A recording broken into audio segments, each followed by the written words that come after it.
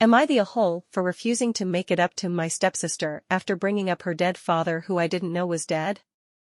Okay, so I feel like a monster, but I also feel like I need to stand my ground here, but I don't want to be a mega a-hole.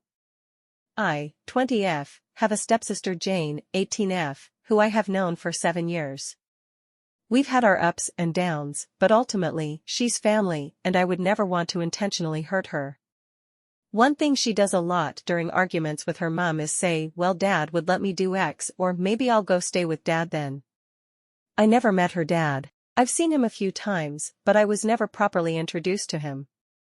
Him and Lucy, my stepmom, had a bad breakup and she didn't want him to meet my mom or me, which I can understand given what she's told me about him. For the past week, Jane had been even more irritable than usual. I tried talking to her, but she shut me out. Lucy and Mum told me she'd come around and not to pry.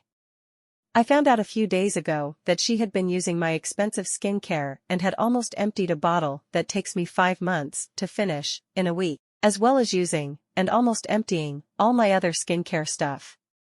I was pissed and confronted her, telling her to replace it. She started crying and getting angry at me. She said I was being an annoying C-word for chasing her up on face wash and that I need to leave her alone.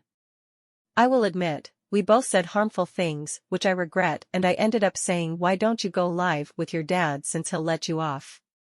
Jane's face dropped and she said, my dad died last week, you C-word. She ran and locked herself in her room after she said that, and I immediately regretted what I said. Shortly after, Lucy and Mum came home and I explained what had happened. They both said I needed to apologize, which I agreed with. Lucy went to talk to Jane and afterwards told me Jane would only forgive me if I was grounded until the new year and she had free range of my wardrobe. She loves my style, but can't afford to buy clothes to fit it at the moment. I said no to both. I didn't bring up her dad as a gotcha, he's dead moment, as I didn't know he had passed.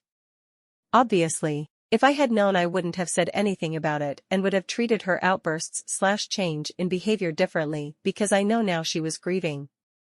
Lucy and Mum then said if I won't do those things, I should at least drive her around to her friends, university, etc. I again said no. We both go to different universities and the logistics won't work. Lucy said if I can't make it up to Jane, I shouldn't expect her to forgive me. I said I don't need Jane's sisterhood if it's only based on transactional things like car rides or clothes. Jane is fuming with me, and Lucy and Mum think I'm being petty and difficult for not even attempting to patch things up with Jane. I don't expect her to forgive me straight away, as that's not how humans work, but no apology would suffice, as she doesn't want an apology, she wants my things. So as it stands, it's 3 against 1. And everyone at home thinks I'm a huge a-hole. So am I the a-hole?